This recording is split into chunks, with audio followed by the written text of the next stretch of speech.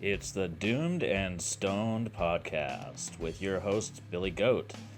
Hang out with us for the next few as we explore the music and the stories of the heavy underground. Brought to you by doomedandstoned.com.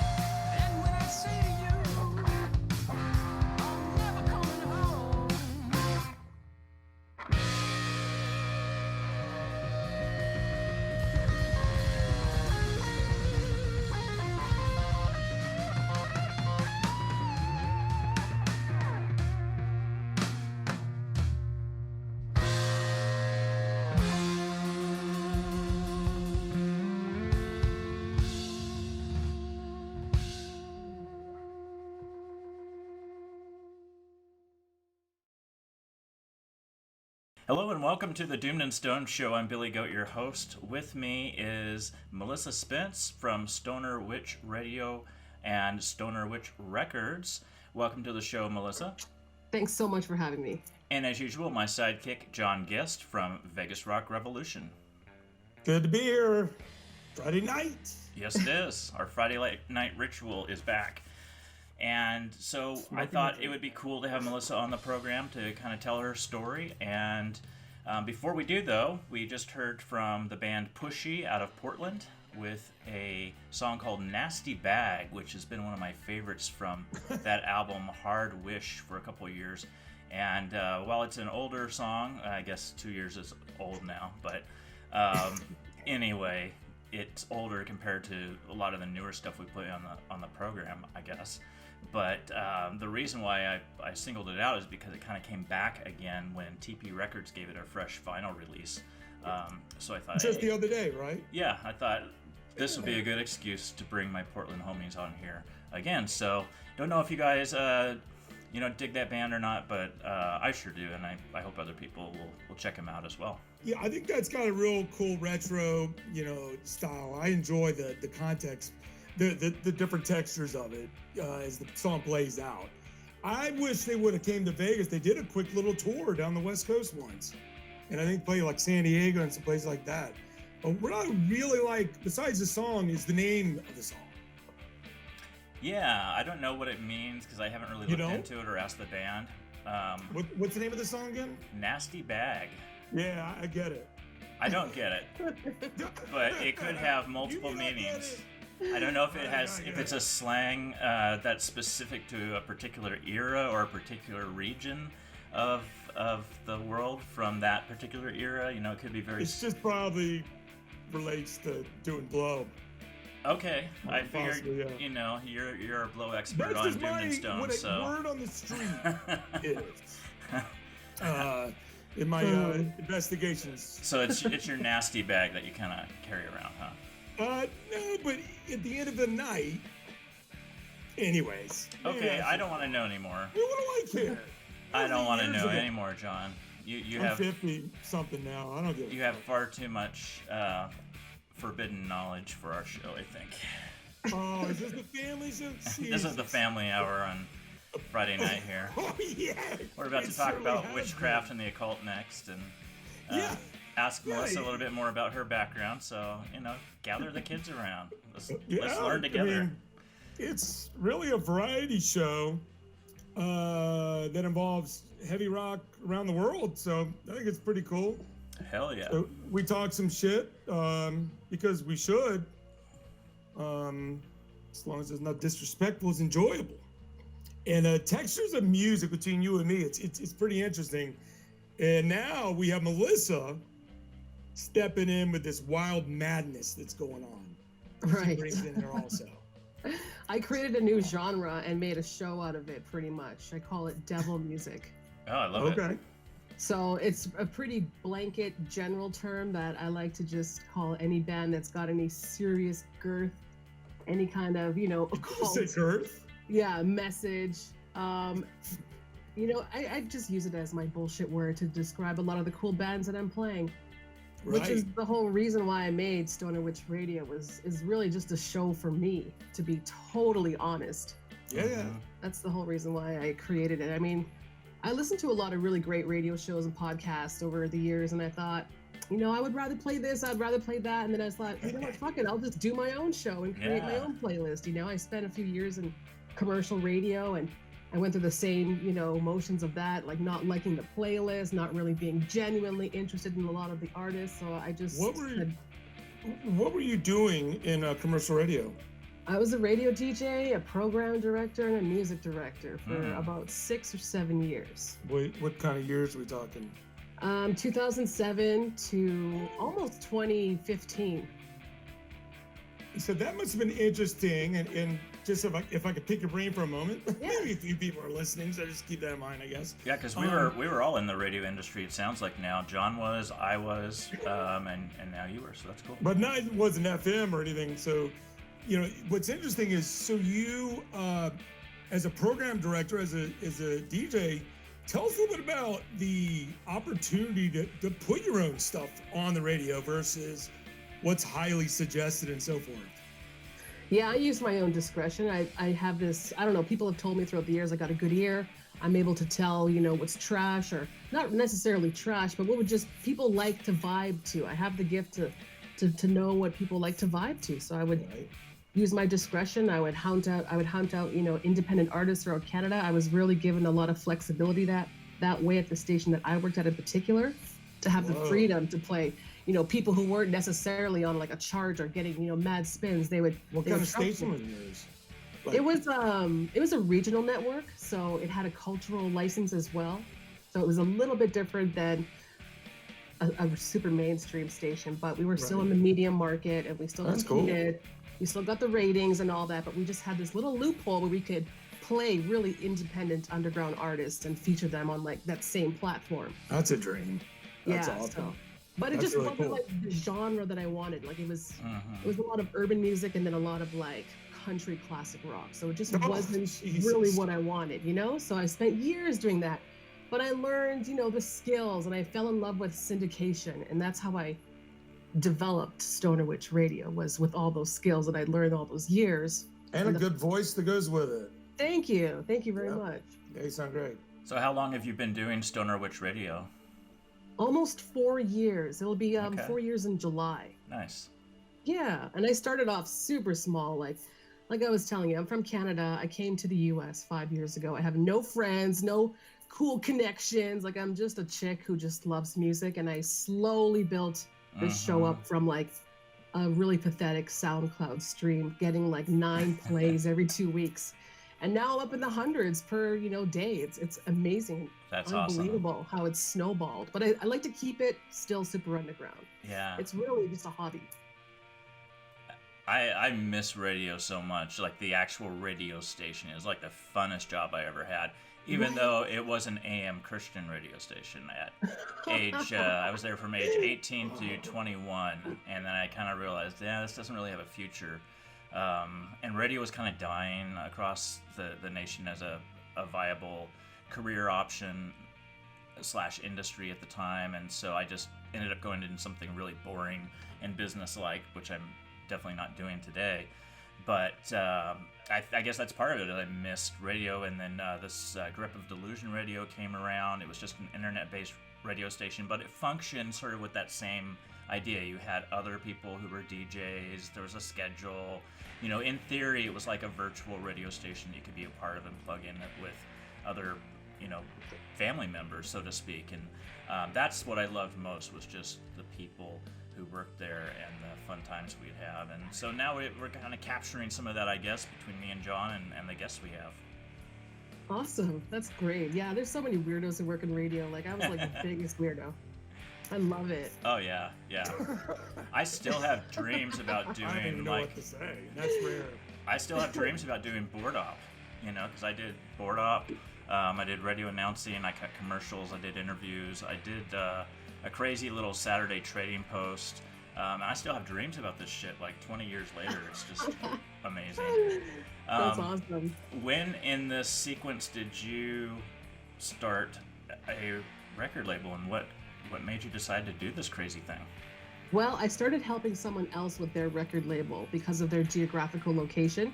So they started shipping their stock to me, so I would help them distribute from here in the US. And when the shit was arriving, I was like, oh my God, I could totally do this. It's not even that hard. And then one day I was like cruising around in Phoenix, and there was this band that I wanted to buy a tape from. It was only available in Argentina. And I thought, how am I going to get this? And I was like, fuck it, I'll just make it. I'll just make my own tapes. Hell yeah. So once I got that idea, my brain just went insane. I'm like, okay, I'm going to launch on 420. I'm going to ask the Melvins if I can legitimately use their name, Stoner Witch Records, if they're cool with that, because I'm going to start, rolling with this. So I shot them an email, and they actually responded, which blew me away. And they're like, yeah, go ahead, follow your dream. I was like, wow, it's really going to happen. So I launched cassettes at first, because, I'm funding this myself. I couldn't at the time invest in vinyl, like right off the hop. So I started with 3 releases. They went over very, very well, and I just kind of kept it going. And then now I just had my 1-year anniversary. I'm about to release another cassette tape. Vinyl will probably have to wait until next year due to a couple of the artists that I was hoping to get pressed being unable to go to a studio right now. So plus they're running low on the whole press situation even, right? Yeah, it's just been a crazy year. So I'm gonna mysteriously it burnt down. Yeah, I'm gonna do tapes and just go from there. Yeah, tell us about the tapes. How, like 2 years ago out of nowhere, it's like tapes. It felt like it just reappeared. Like how and do people really still have tape players? This has been blowing John's mind as soon as. When did you first hear that tapes were back, John? It was probably a couple of years ago. I think Salem's Bend, or one of my friends. Okay, so mentioned it. You've known about it for a while. I thought for a moment that maybe you just found out because you're still pretty dumbfounded by the idea. Years ago. I'm not gonna buy one because I don't have a tape player. Well, it's funny. My car broke down and my parents lent me theirs. In fact, they just gave it to me. It's an old Chevy something or other, and it has a tape deck. And so I was like, yes, finally all these tapes people have been sending me, and they've been kind of like collector's items on the shelf, and I'm listening to them all the time. It's great. But I digress and I interrupted. I apologize. Oh, that's great. So anyways, talk to us a little more, Melissa. Yeah, tell us about the tapes. Well, yeah. I've just always loved tapes, and I was really sad when they kind of went out of style because I'm a little bit older. I don't know if people know that, but I'm approaching 40. Like, I was into tapes when I was a young person. Mm-hmm. And then the whole CDs, then digital, and then vinyl's back, and now cassettes are back. And I noticed that some labels were selling tapes, and I thought, well, that's interesting. Maybe I'll just buy one just for the novelty of it. And then I got them, and I was like, well, shit, I don't have my player anymore. And if you really go to like just a thrift shop or a Goodwill, you'll find one for like $15. And that's what I did. And it works amazingly. I got a nice Yamaha. Nice. It's got 2 decks in it. And I got it at the Goodwill down the street for $15. And now I play all my tapes on there. And I try to encourage people to like go out and get something used. Right. But it still sounds great. My speakers are awesome. And I have a growing, huge collection now. And I'm kicking myself for all the tapes that I've lost over the years that I could have had now. Mm-hmm. Right. Yeah, my first cassette was Guns N' Roses' Appetite for Destruction, and that was the choice medium at the time for listening to music because you could listen to it on your Walkman, which was also fairly new, right? Awesome. And so, though it was forbidden in the house to have this music, I would listen to it on family vacations and stuff, because I had this private little world in the back seat of the car as my parents were driving that I could listen to Dr. Feelgood and no one would know. With the little foam? Yep, the little foam and everything. Yeah. Those old school ones, yeah, that's awesome. But here's something you can't do with... I'm still going to be supporting them. Here's something you can't do with other mediums, not as easily anyway. Well, I suppose you could probably with any medium now, but at the time I thought I was rather clever. I would take the spools and I would open up the cassette, take the spools out, and reverse them and listen backwards to see if there were any satanic messages in there. Every show I learned something a little more disturbing about you. And I did find something in Guns N' Roses, but I can't remember what it was. I thought it used to be exciting too when you would record songs off the radio when you couldn't go download it, right? Like for me, that was exciting to be listening all day with your tape loaded and like shit ready to go, and then you hear. That was me in the 70s. Yeah, you hit record and boom, you got your track. It's awesome. In the 70s, as a little kid, that was one of my hobbies to do. Just downstairs while I'm in the middle of the night, just fucking listening, going, "Where's that Donna Summer?" Bee Gees. Love the Bee Gees. Big fan of the disco era. I love disco. Who doesn't like the Bee Gees? I don't trust you if you don't like the Bee Gees. No! I don't know what the answer is. Billy, you, I'm a nominal disco fan. I guess I'm not like a huge fanatic of it, but I enjoy the music. The Village People. It's got like an infectious groove that you can't help but kind of get into. I've never disco danced before, so at least not that I'll admit to. Maybe in private, but it's one of the only dances I maybe would do. I mean, I'm horribly white on the dance floor. Yeah. But disco unleashes a certain serotonin in the brain that tells you that you can suddenly dance. Just point the shit. Yeah, that was feet out, legs out once in a while. That was probably sexy. one of the biggest dance crazes to come along in America since what, the 40s or 50s or the 20s? I don't know. It was like, as far as a dance fad, you know, like the 20s are known as like a big party era with a dance fad. I mean, you were doing a lot of dancing in the 50s. And then you had a lot of dancing in the 50s, you and, know. And even into the 60s, really. Yeah, of course. And the early 70s was like a... but as far as like just like a really like cohesive dance fad that kept the world kind of united around the sound, it lasted, you know, for a good chunk of the 70s, and it still looked about 5 years total, fondly. I'd say. Yeah. Like 76 to 81, I think it was that little range. Sure. I'm just wondering if when this lockdown is lifted, we're going to get another dance fad or something. Oh, dear. I hope not. This is the roaring 20s again. Come on. You know, we're having our Great Depression. We need to have our... It's happening backwards. Like a new Macarena? Or is this what we're talking about? We're going to do the Great Depression thing first, and then we'll get the roaring 20s again this time, so we can party a little longer before, you know, the rug gets pulled out from us. Huh. You've thought this out a little bit. I'm a futurist, so this is my prediction. Okay. So how are the tapes doing? Like, are people responding well to them? Yes, they're doing really well. I think I jumped in on it at the right time about a year ago. Mm-hmm. But there are some people who are just like, no, I'm not into it. And I totally respect that. But for me, it's, like I said, for me, this record label is kind of like a really expensive hobby, and just to support artists in a different way that I didn't even think was possible before, you know? Like, it never even crossed my mind, start a record label. I thought I was always just going to be a radio DJ and just supporting music on, you know, my little show. But now I can do this in a different way. And it's crazy because I've actually gotten a hold of some of the bands that I'm just a really big fan of. And it's incredible to, you know, network with them and get to know them on a personal level in some cases. And, you know, take their little thing and make it into a physical format. That's crazy. You've really matched up with some very talented bands, some good bands. A couple of bands that were huge on my radar the last 2 or 3 years, like top 10, top 15 albums of the year kind of stuff. So I really, as we'll be playing some of the songs, I mean, I was like, oh, jeez. Yeah. That's some, you've been able to partner up with some cool stuff. I got a question.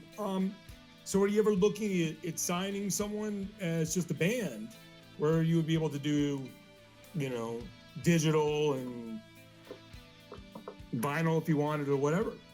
Eventually I'd like to get to like the full scale level. That is my goal eventually, but I'm not in any rush to get there, and I'm just still kind of figuring this out because I don't really have anyone who's taught me how to do this. I'm just kind of figuring it out as I go. So, but I do look to other labels and I admire them, and I kind of like just study them to see what they're doing. And I do have a big dream eventually for Stoner Witch Records to just be almost like a lifestyle / music brand. That's eventually what my goal is to do. It. You know, merch, the whole shebang, like the whole thing. Yeah. That's awesome. Well, why don't we get into talking about some of the bands that we've each selected from the Stoner Witch label. We're going to do this for a couple segments this hour. And Melissa, why don't you kick us off with the first one you have on your list? Right. So I wanted to start with the Black Furs. Not only are they an amazing band, they're from Argentina. You know, it's like heavy death blues, but this is the first band that I've worked with who I pressed vinyl with. And now I did it with a collaboration with a label out of Chile called Golden Dawn Recordings. And the main singer and songwriter of this group, his name's Diego, or ZZ Corpse as his Instagram handle is. He does all the art for my label. He's done my logos, he's done my posters, he's even designed a couple of tapes. He designed the Hazemaze tape, his own tape. So he's just someone that I've worked closely with, and we are planning another, hopefully vinyl release next year. So I want to start off with this album. It's called Stereophonic Freakout Volume 1. I pressed this in 2 different variants, a transparent red and green, which just blows my mind. And I wanted to play the song Smoke It Alone, Story of My Life. Yeah, hey, I can identify with that too. I was glad to see the Black Furs on your list. I confess I've not given them enough airtime, and after listening to your selection, I was like, what the heck? These should have been front loaded on my playlist, you know, for years now, and certainly they will be in the future. So good choice. Thank you. I love that heavy blues doom feel. Like, I just love it. I can't get enough of it. Yeah, blues and doom go very well together. Oh yeah, they sure can. Yeah. for my choice, I picked Book of Wyrms Remythologizer. This is, nice. I believe, their second album, and when I saw that you had picked them up, I think I saw it on Twitter, I was like, good move. She is right on top of this. Like, if I had a label, that would have been not only one of the bands I would have looked out for, but that particular album. I really thought it excelled even more above their sci-fi horror album, which I think that was the name of their first one, right? Yeah, so from Richmond, Virginia, and I listened to the whole thing again today, and I still love that first song, Autumnal Snow. Maybe it's because autumn is my favorite season, but this one just is well composed from beginning to end, and it has fantastic solos, and of course they can pull this stuff off live. I've seen them do it twice now at Doomed and Stone Fest in 2018, and then Ohio Doomed and Stone Fest last year. Nice. Great band, great people, and I love this song in particular. Yeah, they are really great people, and I'm glad you mentioned their first album, because I was just playing their music on my show, and then they released vinyl through Twin Earth Records, and that's how I got involved. The guy was like, hey, do you want to do the cassette version? I was like, yes, I love these guys, and yeah, they are really great people. Very cool. Yeah, I like the song. It's really cool. Well, John, you got the third one on the list for this segment. Yeah. Well, let's talk about a band that I've talked about 2 different times, actually, on this show, and that is Hazemaze. Yep. A band that I certainly have high feelings for. That, pun intended. High feelings. That's well said. Anyways. You know, I'm going to start using that phrase, high feelings for, because that actually, that sounds pretty good. Maybe I should patent it. I don't know. It sounds clever, but it also fits, too, you know? I picked the something off the first album because that's actually the album that captured me, and you know, I played it multiple times, just kept going back to it because I was like, yeah, it feels kind of cool there, you know. And this song that I picked, Black Mamba 2, just an unusual song. It's very slow and it just kind of builds something eventually, but it's not boring. Mm-hmm. And that, for me, that's important. I don't necessarily like a slow grind. And they do it the right way. They got some blues influence in there from Sweden, for God's sake. Mm-hmm. And the recent album is stellar. I mean, it's literally one of my favorite albums last 6-7 months. It's great. You know, so good stuff. You know what really impressed me about this, listening to it again, was the dynamics. They really have tight control. It's a natural control, but they can bring that volume up and down at will, and when they keep it a lower level, kind of like not really a whisper, but it's just softer. It feels like the song. It's got a really natural sense of drama, and the level of control and the synchronicity between the lot of them and jamming together is just something you do not hear documented very often. That's I'm brother, you took the words right out of my mouth. Just like I'll say the same thing about Witch Skull, their 3 albums. Everything they've done has been top notch from the minute they started. Like literally, they were with the competition of being some of the top bands as soon as they did this kind of stuff. This is now, people just need to hear Hazemaze more because it's ridiculously good. Both albums. Like, and I listen to a lot of music. Bill, you even listen to more pops. Yeah, and it's maybe. I listen to so much nowadays. It's crazy. I don't know. I'm impressed by everyone who's, and Melissa is a member of the Doom Charts now too. Everyone who's on the Doom Charts listens to so much music individually. Yeah, it just I agree. Always intimidates me. I always feel like I'm behind. Yeah, or never ahead. That's for sure. Yeah, Hazemaze is pretty groovy, man. I'm really glad to be a part of their musical history. It's pretty surreal, to be honest.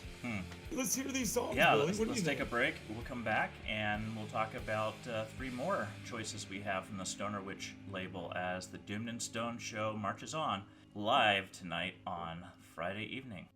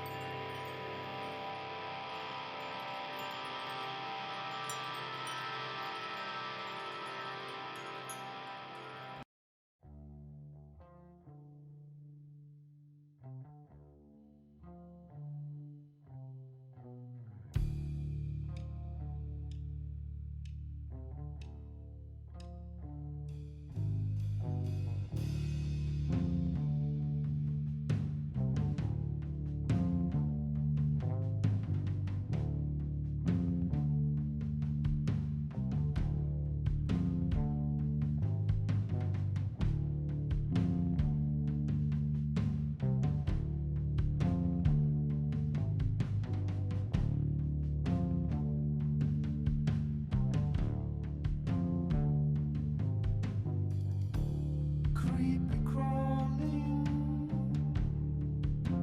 Snake is sneaking upon you.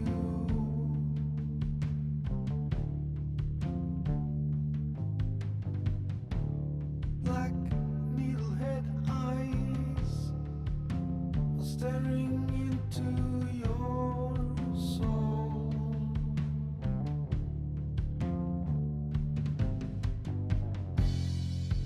One bite and then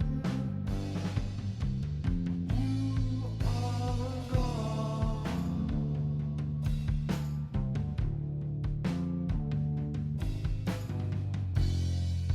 One bite and then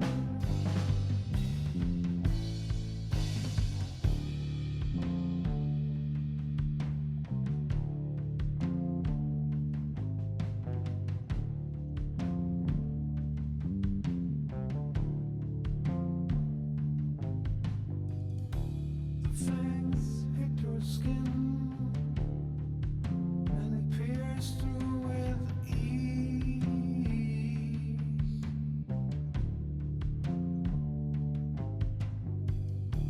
You feel the venom spreading. The rush of life is all that you want.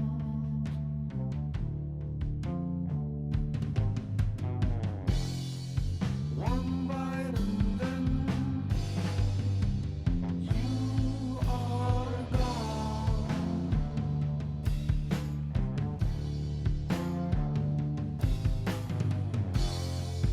One bite and then you are.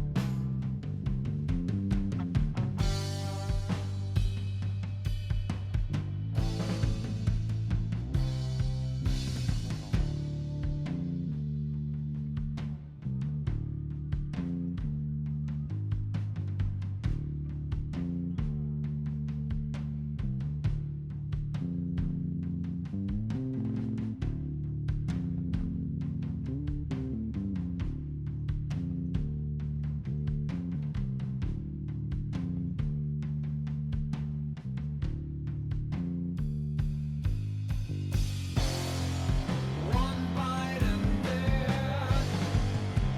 you are gone.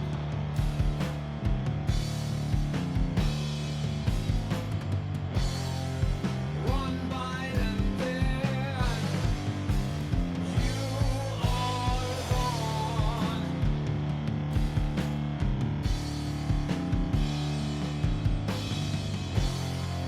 One bite and then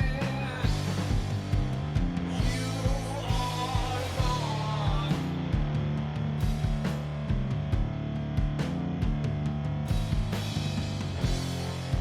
One bite and then you are gone. You're gone, you're gone, you're gone. You're gone, you're gone, you're gone. You're gone, you're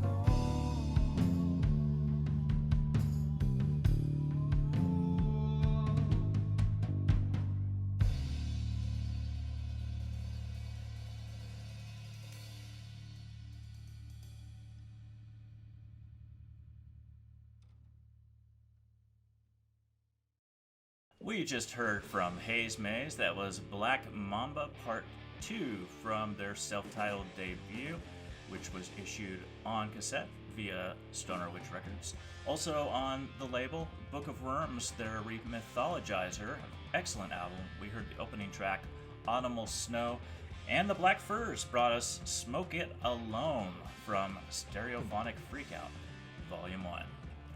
Well, Melissa, kick us off again with another choice cut from your catalog. Oh my goodness. I'm so glad that I can actually talk about this now. This is from my 13th release. I can't believe I've actually done 13 Wow. in just over a year, but I'm a big That's fan of the band Mephistofeles. I don't know if you've heard of them before, Mhm. Billy, but I don't know if you guys are familiar with them, but they're just this trio out of Argentina, some young guys who make this really heavy, big sound, and they've really preserved that proto-doom sound. I love the lyrics. I'm a huge fan of Wizard of Meth, who is Gabriel Rivera. I think he has just incredible songwriting skills. And the first time I ever heard them, I was blown away. Like I said, I got a good ear. I knew that there was something really special with this band. And here we are, 3 albums in, and I'm releasing the third one, Satan Sex Ceremonies. It was actually released back in December as just themselves digitally. They had a vinyl pressing through Creep Purple Records earlier this year, and now I'm going to be doing one of the cassette editions here in the US. It's going to be the Sex on Acid edition, so it's going to come with like all this crazy little extra stuff. Cool. Yeah, it really ties into their theme of, you know, this whole Satan Sex Ceremonies thing. So I'm just a big fangirl of Mephistofeles, and the fact that I got to release their third album through my label is just incredible. So Yeah, as that's you can awesome. hear, I'm super excited. They're developing quite a cult following, and Right? we actually got lucky enough to have them design a shirt for us. Wizard of Really? Meth. Yeah, he did. I'll have to show it to you. It's one of our most popular ones. And the funny thing is, he did it totally as fan art, out of the blue. We didn't even ask him to. He didn't put out any signals to the world that we need a new t-shirt design. He just designed this cool Doomed in Stone character with a helmet and barbed wire, and it was kind of a skull and a helmet, and it had Doomed in Stone across the top. And I just thought it was totally badass. And I'm like, we need to make a t-shirt out of this. So I asked Wizard of Meth, can we do that? And he's like, absolutely. We paid him something for it just as a thank you. He wasn't even asking for money. Just totally cool guy, you know. And yeah, long story short, I've been a fan of these guys too. I honestly haven't given them enough love music-wise, but I think this is a perfect opportunity when an album gets reissued to review it, you know. And that's why I'm really happy when these albums receive physical releases, you know, months or years after the fact, because from a reviewer standpoint, it allows us to go back and really reconsider an album maybe we have reviewed before, maybe someone else on our team reviewed, or maybe we didn't review at all because we were just too busy and they were very brand new at the time, etc. So I'm looking forward to revisiting this one in full. Yeah, I'm really the whole Psycho Las Vegas thing, the fact that they were Yeah, I was you know about to bring that scheduled up. to play this summer, and I knew it. I was like, finally, because I've been wanting this for the past few years. Like I've seen just how talented this guy is, not just musically, but just creatively overall. Mm-hmm. I mean, like you said, the art that he created for you, stunning, right? Like just Yeah. amazing. So I'm glad that they did get the invite to Psycho Las Vegas. It's so deserved, and I am definitely going to be there next year. So what is happening with Psycho Las Vegas? Not to detract us too much from our subject, but are they postponing this year, or are they? Yes. Okay. Yeah. Announced. I hadn't heard that yet, but I figured it was probably Pretty new, inevitable. pretty new news. Mhm. Yeah, it was just a few days. I think it was Monday they announced that. Right. Okay. Well, the beginning of the week. Yeah, Got it. it's going down next August. I think it's like the weekend of the 21st to the 22nd. around Most there. people are kicking the can down the road, Sure. so to speak. No, You know? it makes sense. Some of them are trying one more time before next summer as a strategy. I've seen some shows Well, didn't trying to do some end of the year. didn't Maryland Doomfest reschedule to like Yes. October or something? Which I Yeah. thought was a little optimistic, you know. I don't know about that. Yeah. Yeah, I hope it works out for them, but I'm just a little scared. Yeah, they live in a tough state for that too. I don't. Yeah, it's a little too it's close to happening. New Jersey, and Well, it's Maryland. And Yeah. trust me, it's the tough one. I'm from Virginia, okay, so you know the area better than I do. But right across the city from them. Yep. yeah. So that's you know, I really like that band, and I like the way you pronounced it. I hope it's We didn't make Billy. We didn't make you try. We taught John how to say Baphomet a few weeks ago, and now no, I said it, and I Mephistofeles just need is the validation, new one here. right? You did. You did. You said it a little goofy at first, but you got it. Goofy, yeah. But then Bucky then made the ultimate mistake when he called me out, and then he says, "Namaste." Remember what he? Yeah, he Namaste instead of Namaste. Yeah. He also likes to say suave, which isn't totally bad, but it's just cute, I guess. Never brought that word up in a while. Yeah. Suave. Yeah. Maybe So we have a suave. Actually, you have a little bit of a suave song towards the end. Maybe we'll throw that. But yeah. we've got a lot of suave in the second half, that's for sure. Maybe. So talk to us about your pick, John. Oh shit, is mine? Saint Karloff Yes. from the album I'll Heed the Black God. And the song I pick is Ghost Smoker. It's the opening track. It's the one that hooked me into liking the guys. I tell people this all the time. I don't give a fuck if it sounds like Black Sabbath's song. As a matter of fact, I adore it a little bit more. But as long as there's artistry behind it and creation and it sounds good, and this band has nailed it for me. And another Norwegian stoner doom band.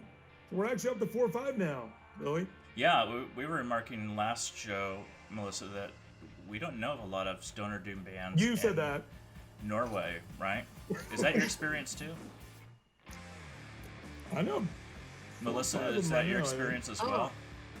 You mean bands like particularly out of Norway? Yeah. Well, how did you? Well, why don't you tell us how did you bump against St. Karloff? Well, it actually happened I don't with know. the band Devil's Witches. They did they did it like a split release last year around this time. They did actually Devil's Witches covered Ghost Smoker. They did an acoustic version of that, and then St. Karloff covered the Devil's Witches track. Oh, called I remember Super that Victim. release. Yeah. Yeah, so they kind of like they spun off each other's tracks into a release called Very Coven of the Ultra Riff, and that was to also launch the new label out of the UK, Majestic Mountain Records, and I did the cassette version of it. So that's how I got involved with St. Karloff. And then shortly after that, they told me, oh, we got this 40-minute track album coming up in the fall. It's gonna be called Interstellar Voodoo. It's 40 minutes, and it's just this mammoth track. So I was like, I'm in, let's do it. And, you know, we've Sweet. been working together ever since. That's awesome. Yeah, I've been with those guys pretty early as well. They just kind of reached out, and Ghost Smoker was my first exposure to them as well. I don't think it Same. sounds like Black Sabbath. I think it has Sabbathy elements, but there's just That's what I mean. something very. There's kind of a whole Monster Mash thing to their sound, at least at that era from that album, where it's got that groovy 60s monster music type of feel to it, coupled with doom. You know, there's a very quaint, I don't want to say dated aspect to it, but you know what I'm saying. It had retro. There's some retro sendbacks 70s retro to that Something particular is- era. You know, when what was that show? I'm so bad with some of the older programs, but was it the Munsters? Welcome back, Carter. Was it the Munsters? Was that what I'm thinking of? Adam's Family. The Addams Family. The Munsters are a band out of Colorado. Sorry about that. Well, no, there was the Muntins or whatever the fuck. The Munsters. Munstons. The Yeah, Munstons. Yeah. How are we on this? Subject? And It's not even Munster close is to one of the Halloween. names. Munster is one of the names of the people in the Addams Family, right? But No, that was a whole other family. was it? Or no. God Yeah, dang it. that's a totally The name of different the show. show is Adam's Family. for God's sake. Yeah, there's Addams Family, So the and then who is Munster? Wasn't there a Munster? Eddie, you know, and I met him. I met Eddie. He was like 65, 70, and a VIP over in Orlando back in the day. He had all these chicks around. 2 different times I saw him. Wow. Eddie Munster. Still a popular Look him guy. up. Yeah, okay, I know now because I did watch some of that when I was a kid. We had a lot of 2 replays shows. in our. Herman had the bolts in his head or some shit. I don't know. I mean, he did, actually. Okay. Flashback. Remember, I'm older than you guys by a little bit. Yeah, I caught the tail end of a lot of that because in Texas we had, we lived in a rural area. All we had was network television, and it came in very spotty. And then you had these UHF channels, and we had one in particular that would play all these old things from the 60s and 70s, like every, program and serial you could think of. So, I got in on a lot of the television that my dad grew up with, or my mom grew up with, and loved it, absolutely loved it. I watched reruns in black and white, a bunch of shit they fed me in the 70s. Yeah. Gilligan's Island started in black and white, for God's sake. Yeah, and just even the name Saint Karloff is a nod to Boris Karloff, the famous horror actor. I've been revisiting some of his work and really appreciate just the whole persona that he brought to his movies, just a larger-than-life presence. So, a lot of that just kind of flooded back to me when I heard All Heed the Black God and Ghost Smoker in particular, so wise choice. Yeah, they definitely have that horror essence kind of creeping around in their music. You can definitely pick up on it. I'm glad you brought it up. Oh yeah. All right, and then for my pick, I chose a band that's probably lesser known to most of our listeners, but also from Argentina, Buenos Aires to be specific, and that's Luciferica.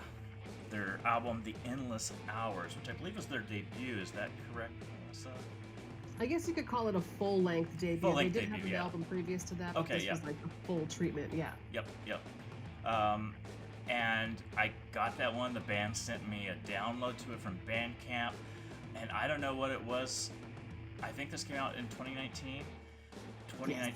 Both 2019 and 2018 were horrible years for me to really soak in new music, because there were so many familiar names that were coming back with fourth, fifth albums, and they're big names like High on Fire and Torch, and everyone you could think of had an album in one of those years, and it was all you could do just to keep up with that. And so they were one that I particularly earmarked to listen to, and I know that I did, but then after I revisited them for the show, I was like, how did I not just totally become fanatical about this band? Because this is my vibe. Probably not John's vibe and like his go-to comfort food, but this is my comfort food. Devastating, crunchy, low-end doom. Curled up in a ball and you're listening to it. Yep. You're like, I don't know what to do. Combination of rage. Harsh vocals and clean vocals, very melodic at times, but most of all just one of those stop you in your tracks, this is doom bitch kind of attitudes. But what do you know about them? Because I don't really know much about them beyond that. Well, I got familiar with them from playing them on my show previously with their first release, and then I think it was 2018 Psycho Las Vegas. One of the guitar players was actually at the festival, and I sent him a message, and I was like, hey, I want to meet you. I played your music on my show, and this is such a rare opportunity for you to be here from Argentina. So we linked up, we hit it off, we became friends, and then that was it. He was like, hey, I really want to be on your label once I launched, and he said he had this new album coming out.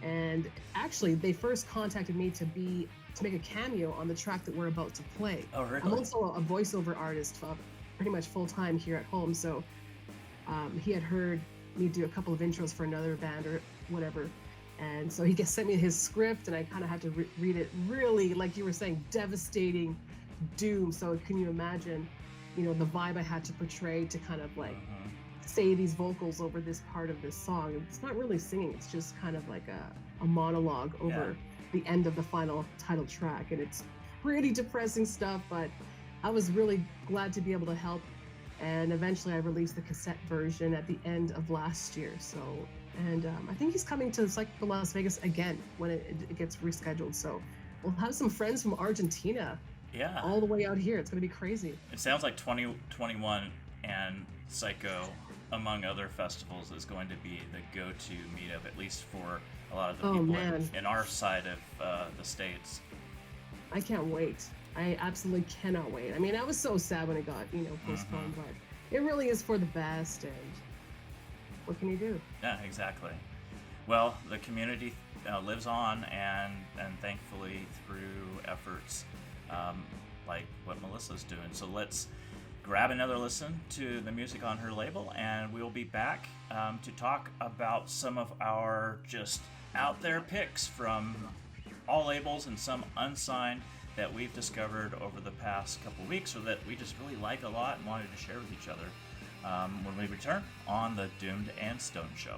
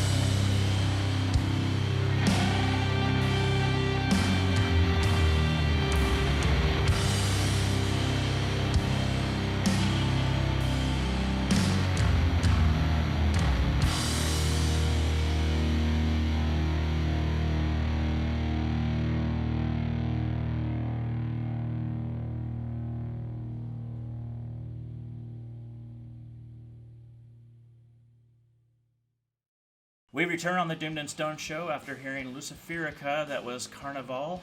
Before that, St. Karloff brought us Ghost Smoker from their first album, All He the Black God, and Mephistofeles gave us a Syringe from Satan Sex Ceremonies. And this one is coming up to be released soon, right, Melissa? Yeah, it's as heavy as it gets, man. I love it. Nice.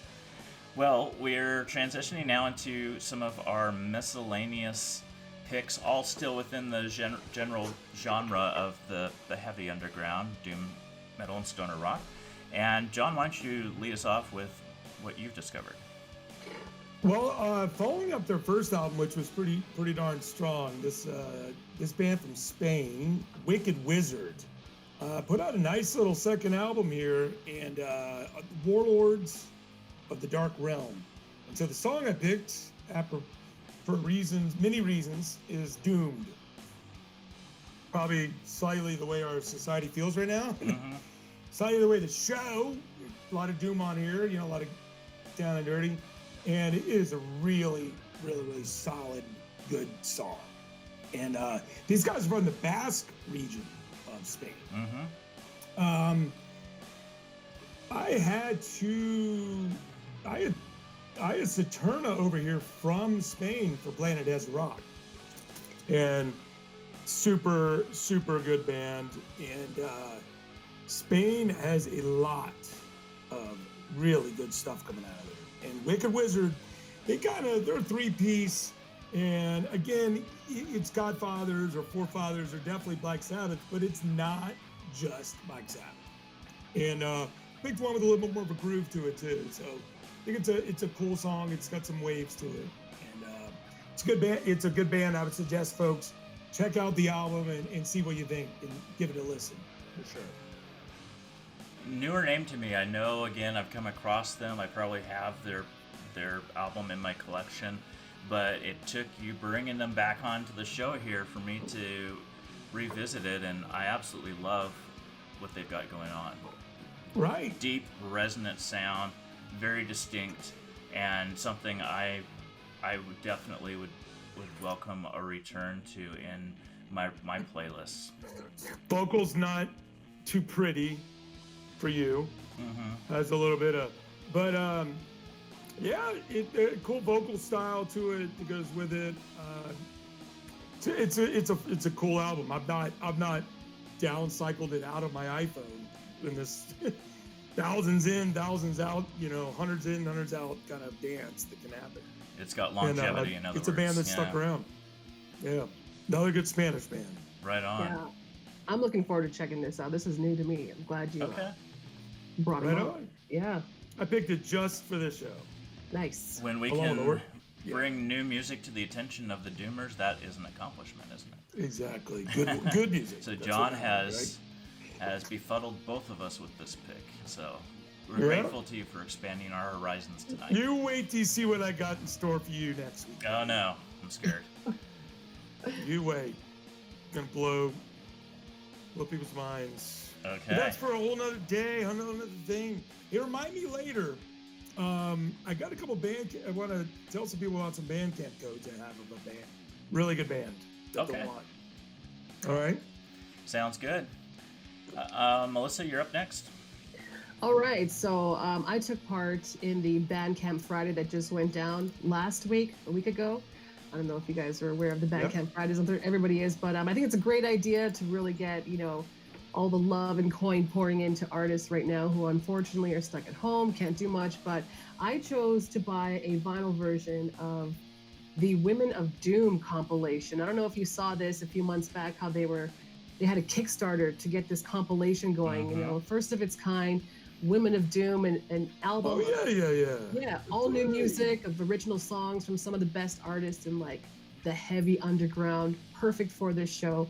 You've got, members of Doomstress, Frail, Heavy Temple in here. So I went and supported this past Friday. It's out on Desert Records, which are based in Albuquerque. And I thought it was Brad Fry's label from Red Mesa. Mm-hmm. Yeah, so this launched, I got the vinyl version. Obviously the digital's been going around, but I was really glad to see it backed and funded so quickly. so that they could create this compilation album. So this is what I chose for today, being, you know, a female in the whole doom stoner scene. I wanted to back this up as well. So I chose the Nighthawk and Heavy Temple song, Women of Doom. The track's called Astral Hand. So that's what I chose. And I know that there's another Bandcamp Friday going down on June 5th. So if you missed out on that one, there's another round coming up too. So I'm pretty much saving all my money to try and invest as much as I can in the artists while this is all going on. So it's a good time to just time it out and by purchasing and, you know, some stuff. We always hope that when folks listen to our show, that they're enticed by new artists. You know, we try to deliver really good bands and songs, and we hope that it equals something more than just maybe being a fan of them on Facebook, you know, to engaging with them and eventually buying something from them, you know, supporting them if they ever come in your town. That's a huge part of the whole thing once we get back to doing shows again in this world. Exactly. There's even like the Women of Doom t-shirt that they're trying to sell. So there's just so many ways that you can support an artist nowadays. And I think Bandcamp is truly a blessing, you know. I'm really glad. They've been a good partner. Oh, for sure. Yeah. Definitely. So that's my choice for this round. And what's the name of that band again? A Nighthawk and then Heavy Temple. So it's two. It's a collaboration, yeah. Yeah. Yeah. Okay. Astral Hand. Yeah. Right on. I liked it. It's a cool song. Totally dig it. And before we take a break, I'm going to talk about a band called Huanastone out of Sweden. This was another one I wasn't real familiar with.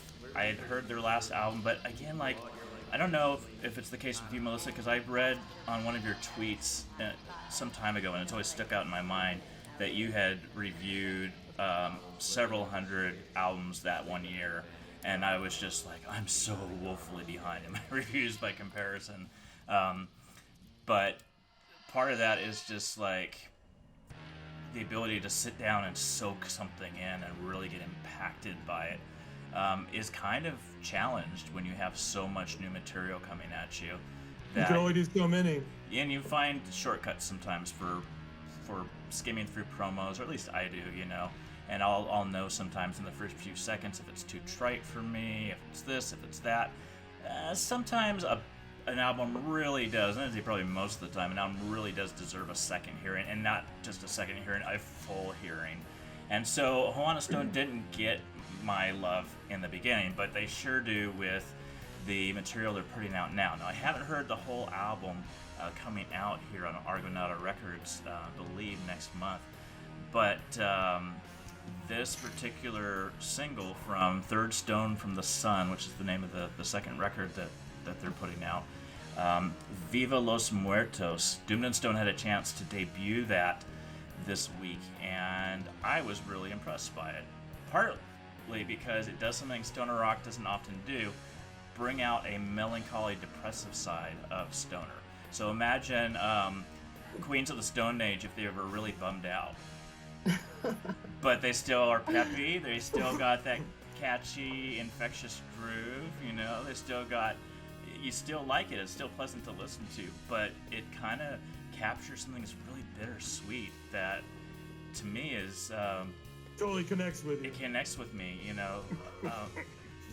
That's my guess. What I'm calling the quarantine generation now. You know, you're seeing a lot of this music that happened in the 70s as well, during big moments in history that affected, you know, masses of people. Yeah, I just read that there was a pandemic going on when Woodstock happened. Whoa! So I was totally ignorant of that. Could be fake news. But the pandemic, whatever, then started 68, went through to like 70. Well, I know that there was a lot of different versions of the flu like Woodstock and went and did it regardless. Yeah. At this point. Interesting. Rebellious generation. I guess that's true. I was born that year. Were you? Yep. I'm a moon baby, 6'9". Oh, crazy. Yeah, it is. Crazy. You know, we were talking about Spain earlier. One of the other bands that came in for Planet Desert Rock for my festival I did, the Weekender, was Green Desert Water. Great retro band also.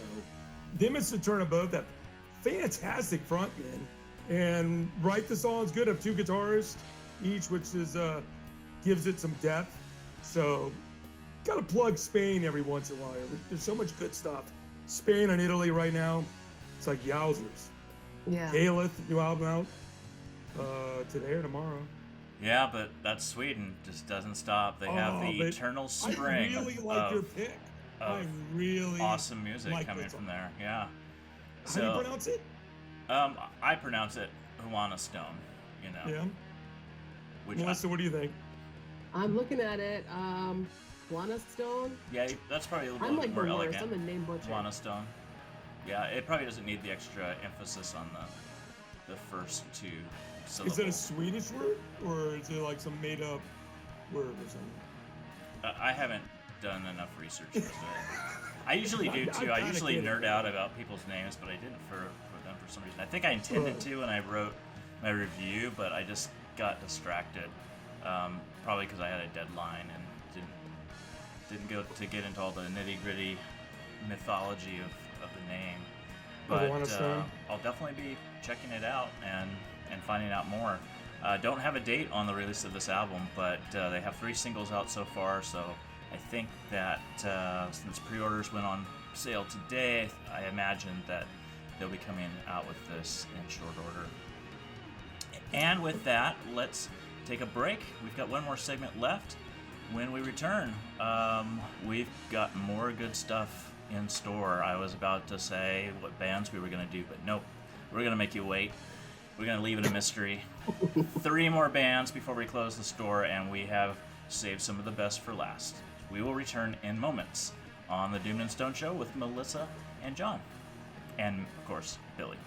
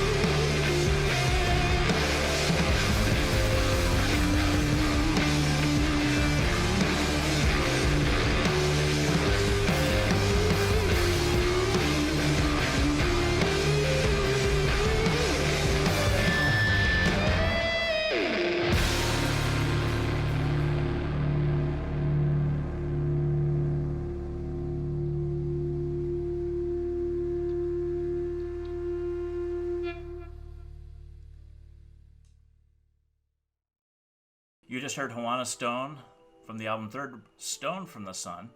That was Viva los Muertos. Nighthawk and Heavy Temple collabed to bring us Astral Hand from that brilliant Women of Doom compilation. And Wicked Wizzard brought us Doomed from Warlords of the Dark Realm. And I guess I'm kicking off this final segment.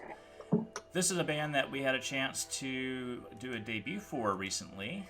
BlackLab out of Japan, Osaka, Japan to be particular. Their name, I just learned, is a combination of Black Sabbath and Stereolab, two of their foundational influences. And the album is Abyss. It came out on New Heavy Sounds this month. And we're going to hear the final track from that called Sun. I'm curious if anyone had a chance to listen to it beforehand, what you thought of it. I actually listened to BlackLab's previous releases. I haven't even heard this yet. That's crazy. I'm actually a fan. I played them on my show previously, so nice. And I did follow them on Instagram, and I saw that they were revving something up. But I'm really glad. Wow, yeah. Awesome. I would say where their first album brings out a lot more of the punk elements and the Riot Girl thing. This one still has that, but it's much heavier on the doom and sludge, which I particularly connected with. And so it kind of starts in doom fashion. The tempo gradually ratchets up from song to song, and then it gets pretty wily, and then it slows down and it ends with this big monolith of a track called Sun, which just has these bone-chilling shrieks to begin the song, but then quickly switches to this unexpected, beautiful melodic line and this worshipful pacing that just kind of draws your eyes to the heavens to see what's coming next. I really dig it. I think it's a very cool song. You are quite excited about that one. Yeah, I thought I was excited. I'm just waxing poetic a little bit because I wrote that shit earlier. Can you believe it? I wrote that shit, so I have to recite it a little bit. Great. No, I love it. I'm actually really excited too.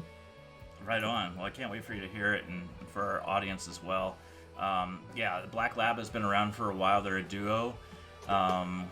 And we've been talking a lot about duos this season, playing a few here and there, and always impressed by what two people can do to just generate tons of sound and, you know, really make you think that there may be a few extra people in that band. So I love these ladies.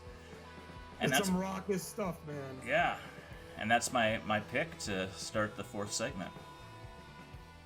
All right, well, what I got in store for us here is Orbital Junction.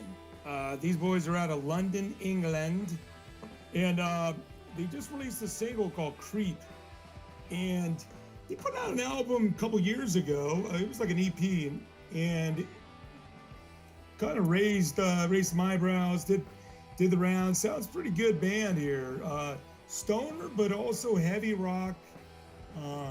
Not really, like, I wouldn't categorize them in one or two different ones even, so that just gives you a little taste. But in the end, hard, heavy rock stuff from these guys. Clean vocals, multiple, in this song, you'll even hear multiple tones within the same vocalist. So I thought it was a cool one. It literally just dropped as a single or whatever, maybe a day or two ago, I think. And so they sent something over to me after I was already looking at them. So I was like, oh, cool. So how that works. So Orbital Junction, UK.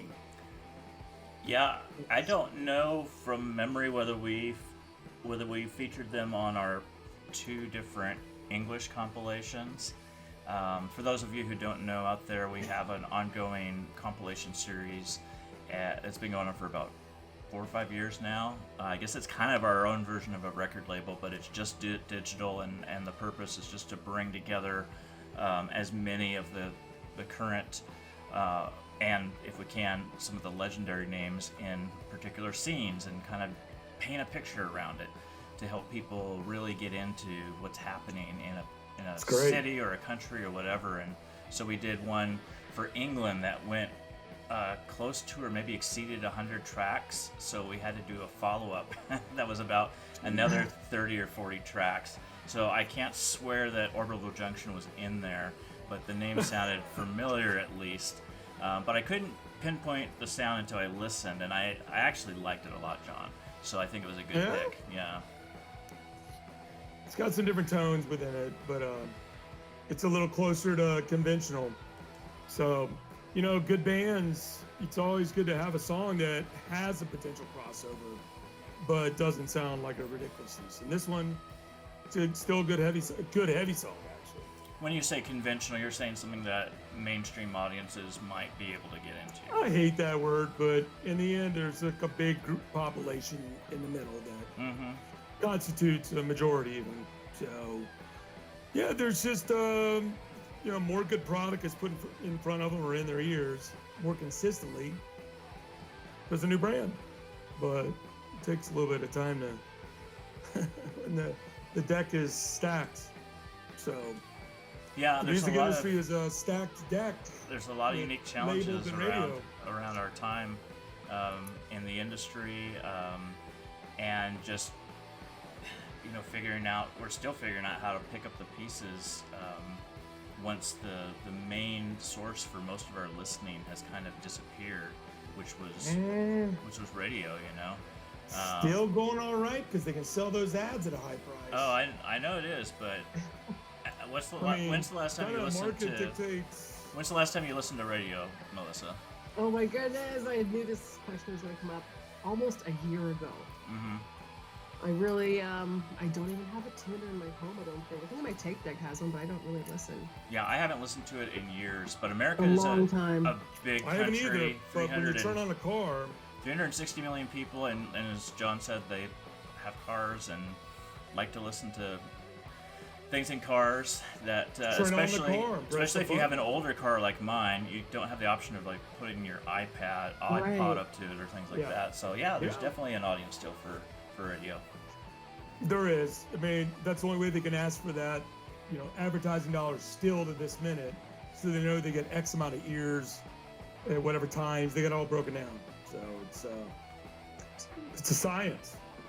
And like Melissa, when I worked in radio, even before I discovered this style of music, I was always kind of into heavier stuff, and I just thought, even listening to conventional rock radio, I always hated that they didn't pick some of the B-sides or didn't play some related bands, and I always thought, man, it'd be so fun to have a weekly program where I just blew people's minds for 2 hours and just played songs I thought were really cool. Yeah, they give you a Sunday night to start. Yeah, see if you could change the temperature a little bit, you know. Oh, I would have taken it back then, you know. I was literally working in like classic rock country radio with like the main radio feed, turned down in my headphones and like Electric Wizzard on my, you know, my computer screen, MySpace, listening to that in my headphones instead of what was actually on air. Like I was just always a fan of like heavy music, but I just couldn't like break into rock radio, no matter how much I tried. When in your life did you transition to listening to mainly heavy stuff? My whole life I've listened to heavy. I was a Who introduced you to, like, who are the people that were instrumental in kind of helping you? My parents were rockers, right? So they listened to classic rock. So I grew up on like a lot of Zeppelin, AC/DC, ZZ Top. And as I just naturally progressed into music, I got into bands like the Melvins and Nirvana when the whole grunge thing was going down. So I always liked that sludgy, sloppy style. And then I discovered, you know, eventually black metal. And then I've never had like an older sibling to show the way. I had to rely on like, I don't know, video clips from MTV. I remember watching Beavis and Butthead were great for checking out the short clips that they would play, right? Was just saying that a show or two ago. Yeah, like no there doubt. was no internet, so I would literally watch and like try and Grunge Truck. Yeah. White Zombie I thought was really White heavy Zombie, at the time. yeah. Like that was a big deal when I was in high school or junior high. And the whole sludge thing though, when I discovered Electric Wizzard, it just blew my mind. I thought, this is the band I've been waiting for all my life. Oh, hell yeah. Yeah, Uncle Acid too. Amazing. Yeah, both of them real good live. The last time I saw Oh them, yeah, totally. So Psycho, stupendous. I've always been into rock and roll is the bottom line here. So unfortunately, I was Right. just never able to do it professionally as a career in radio. So I Stoner Witch Radio, here I am all these years later, finally doing what I've always wanted. Hell yeah. Well, we got one more song to talk about before we end the program, and we're giving this one to you, Melissa. All right, so I discovered Narcos Family Band when they released their Pink Blues album back in 2017. These guys are from Philly. They're really crazy. It's kind of like psychedelic punk stoner, if that makes any sense. But they're really wild on the Instagram. I was really, like I said, I love their album Pink Blues. I played that on the show a couple times. I think I played a couple of singles from that. And then they just recently dropped Satan's Favorites, like I think just a few days ago. Let me just double check. Oh, it was actually about a month ago today. So I wanted to play the very first track. It's the opener. It's really psychedelic. I was kind of surprised by kind of how slow they start off on this one because their songs get pretty wild, but I wanted to play Too Late. Their roots are definitely punk rock roots, but they do implement blues, groovy psychedelic rock, stoner metal, all with like this weird punk attitude at the same time. So Narcos Family Band out of Philly, this is my pick, Too Late. Right on. Yeah, I was just checking to see if we had got them on our Doomed and Stone in Philly compilation. I mean, this was a couple of years ago. And we did. We do have them. Song called Pretty Things. Oh, I love your compilation so much. I don't know if I ever told you this, but I was like a big fan of Doomed and Stone. Like, I would look to your blog and I'd be like, what should I play? Or what are the new bands that I haven't heard yet? You know, so it's really cool to be finally collaborating after all that. It totally is, yeah. And we can always use, guys, more writers if you're interested in writing reviews or anything like that. Just drop me a line. I try to keep up with it all, but lately it's been so hard and I feel so guilty about it too. But yeah, your compilations are badass. Right on. Yeah, I love doing them. They're a lot of work, but it's a great way to collab with locals in the community and get to know all the bands better. And my favorite part is the reaction. People really getting into it and enjoying what they hear. So, and great variety of styles as more and more people are blending genres in creative ways. So it's an exciting time to follow the evolution of the music in the scene for sure. Absolutely. Well, with that, we have come to the end of our broadcast, and anything you guys want to share in parting, Melissa, of course, I would love to know how our listeners can get a hold of Stoner Witch Records in their hands and on their cassette decks and turntables. Cool, yeah, I have stonerwitchrecords.com that you can always visit. I do have Hazemaze in stock. I will be offering the Mephistofeles album probably around the end of June, beginning of July, I'm thinking. So that'll be my release heading into the summer. I do have another one coming up. I will be doing a Sleepwolf's cassette version of that album. Yeah, so I'll be doing that. Right That's on. kind of like, kind of bubbling in the underground right now, still getting the works. And I think I have something in the fall. I'm not allowed to talk about it just yet, but it is kind of it's a band out of Spain. I'll just say that. I wanted to mention it so bad when you were talking about Spain, but I couldn't. Okay. And stonerwitchrecords.com, Stoner Witch Records on the Instagram. Same thing, the same handle with Twitter. And as always, Stoner Witch Show, my radio show. I've moved down to a monthly show. I was doing it every couple of weeks, but you get busy, Yeah, I have a business I take care of at home with my voiceover work, and it's just really hard to balance everything all at once. I can't imagine having to write reviews and put together compilations and all the crazy stuff that goes along with having a passion for music. It's a lot. So I'm down to one show a month as far as radio goes, but the releases are going strong, and I'm always here. Very cool. Yeah, and do tune in to Stoner Witch Radio. It's a blast to listen to. I've been following you on Mixcloud for many years, so enjoy those broadcasts when they come out. Yeah, I can't wait to share this episode. It's gonna be rad. Very cool. John, anything that you wanted to sneak in there before we leave? Well, for folks that listened to the very end, the first 3 people to message me on Vegas Rock Revolution on Facebook, I have codes for the new Puta Volcano. If you don't know who they are, you will want to know who they are. Out of Greece, female vocals, outstanding riffage. If I started a radio station, they'd be the kind of band that would be on the radio. So it really, and that doesn't make them bad. It makes them good. Yeah. Well, we played them here on this My show radio a station couple be of good. weeks ago, right? Yeah, we played them a couple weeks ago, and they were on Doom charts last month, back in March. So I don't. Did they make April also? I don't think so, but They made March. yeah, So definitely. that was a big move. These guys are good. So, anyways, hit me up on Vegas Rock Revolution. Send you a code. 3 of them. That's it. Well, that's awfully nice of you. I appreciate hearing about your generosity, John. Should be a few more to come, I think. I like it. I like it. Yeah, man.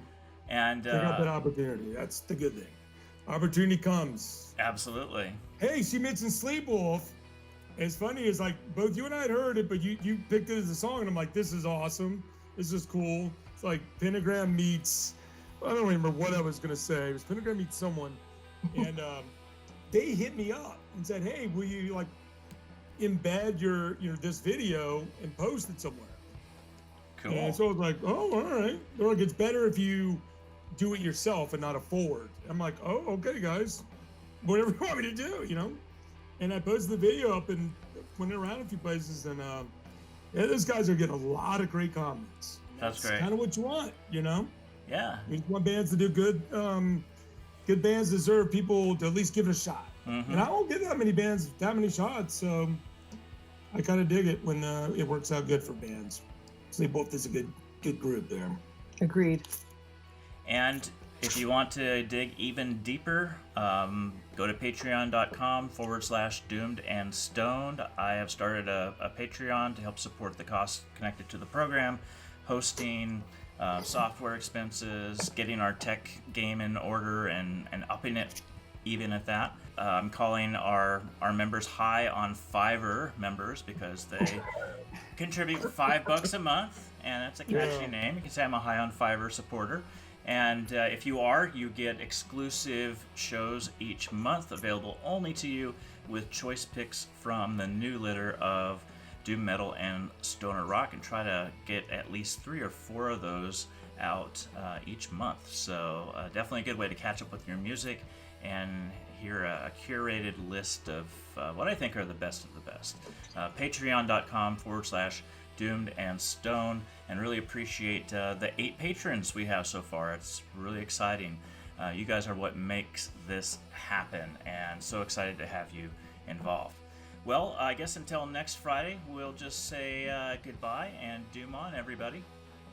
Thank you for having me. Thanks, for being guys. on. Fun night.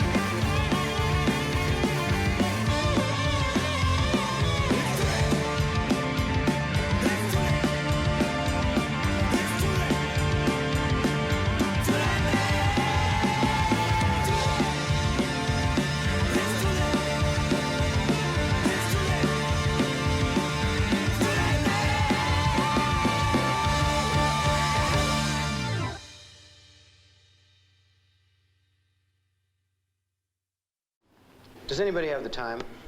5 after 12. Okay, that's enough for today. On Monday, we'll talk about another pattern that might be of interest to all of you, cannibalism. Have a good weekend.